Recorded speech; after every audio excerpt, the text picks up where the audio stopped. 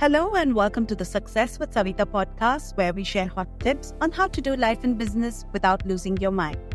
I'm your host, Savita Nanjappa, entrepreneur, high-achieving 9-to-5er turned transformational success coach, helping you create a wildly successful business.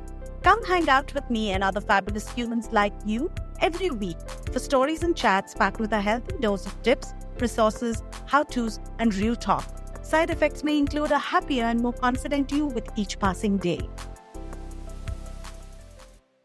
Hey everyone, welcome back to the Success with Savita podcast. I'm your host Savita, and today I have a new topic that I'm going to be talking about.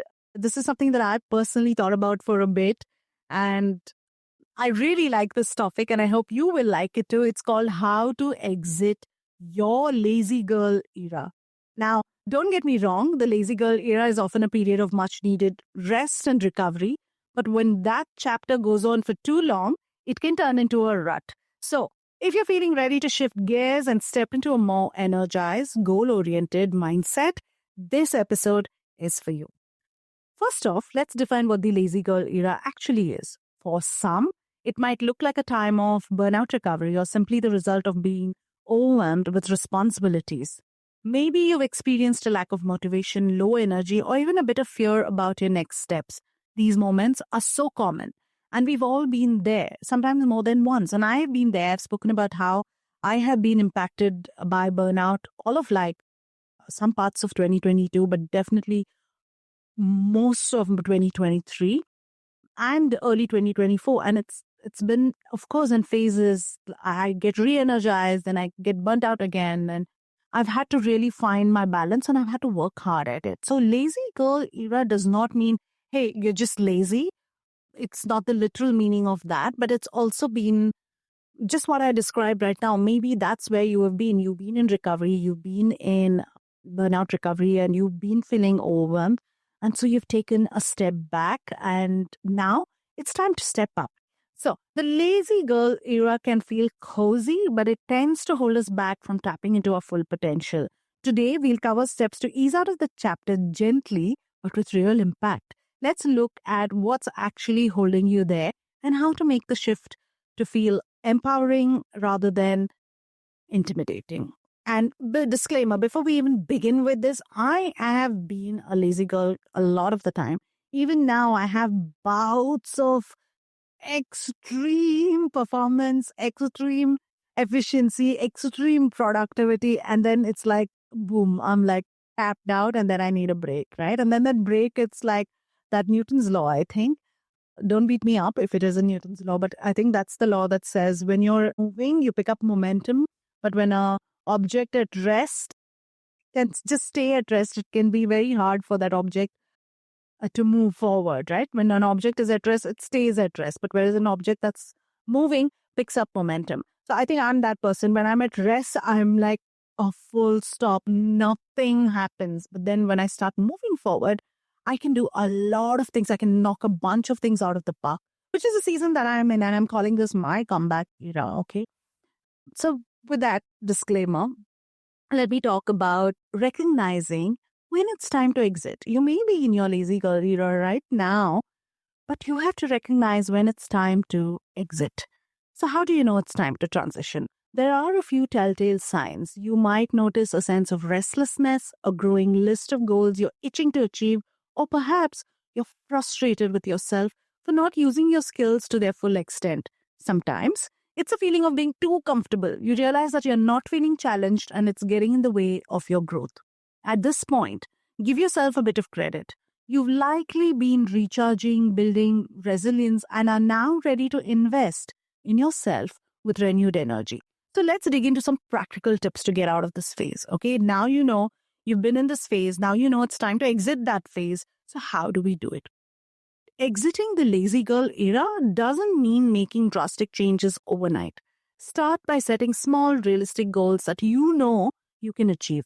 This is all about building momentum. Maybe you start with 10 minutes of focus work each day on a project that excites you. Or perhaps you aim to establish a simple morning routine that brings you some consistency.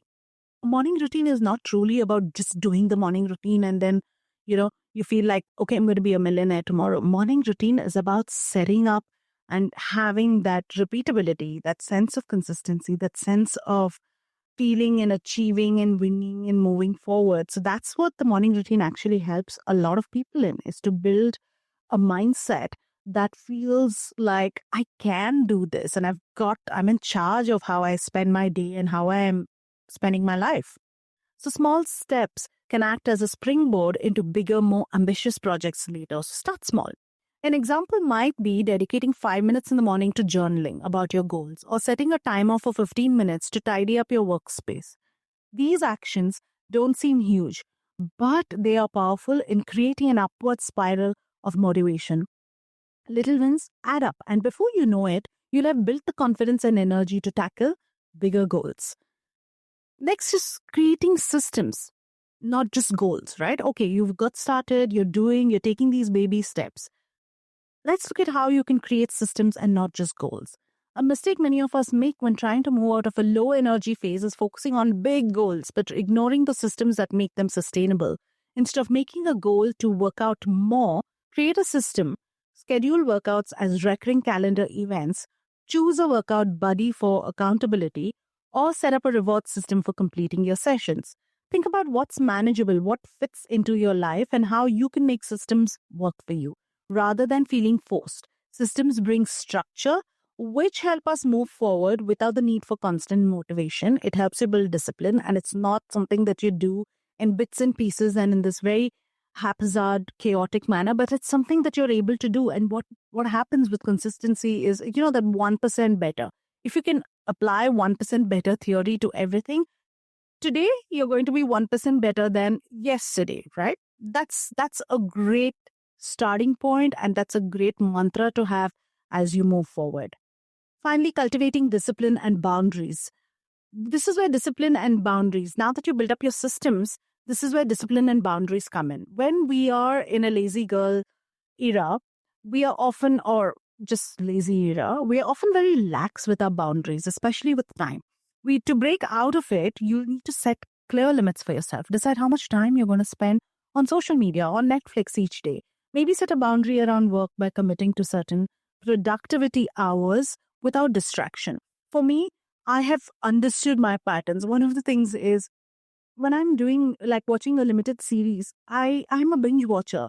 I can't stop and start because I don't actually watch TV every single day or watch Netflix every single day.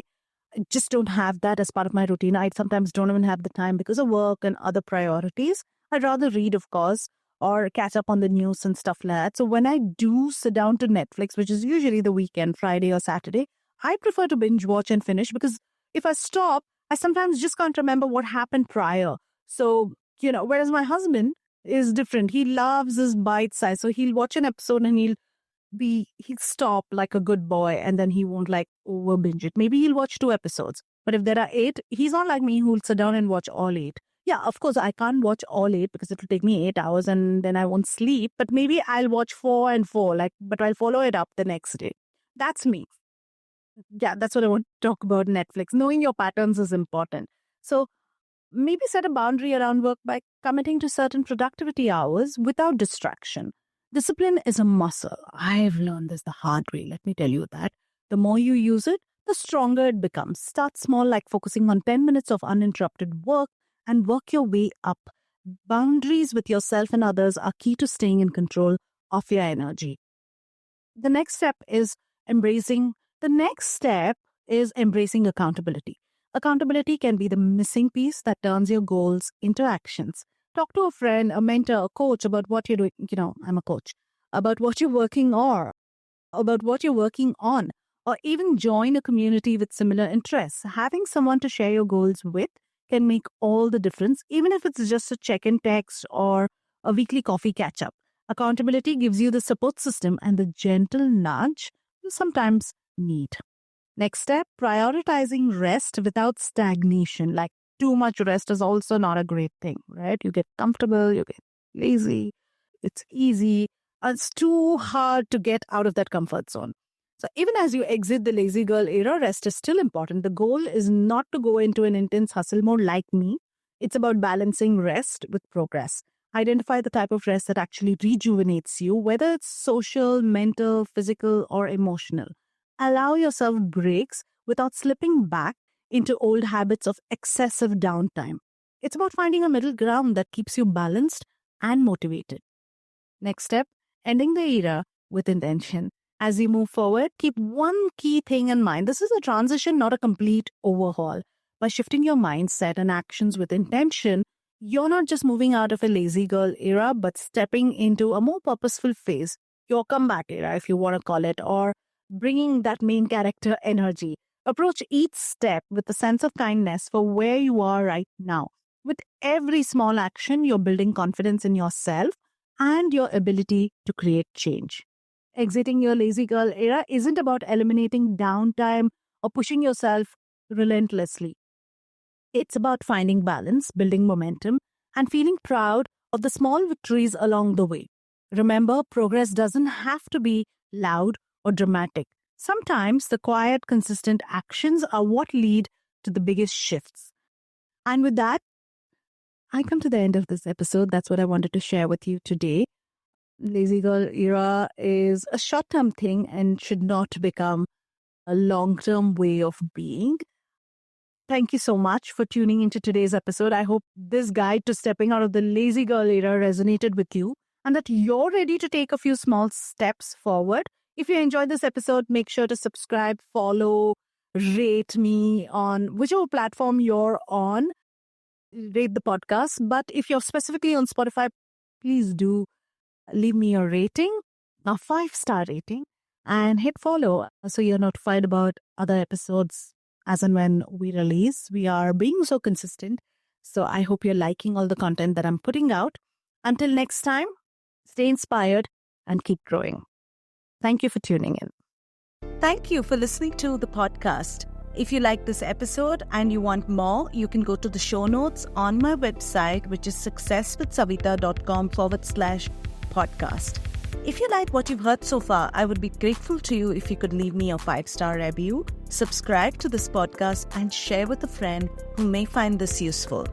You can also follow me on my Instagram at successwithsavita and DM me any questions you may have, and I will be happy to answer them for you. Until the next episode, believe in yourself and all the best to your success.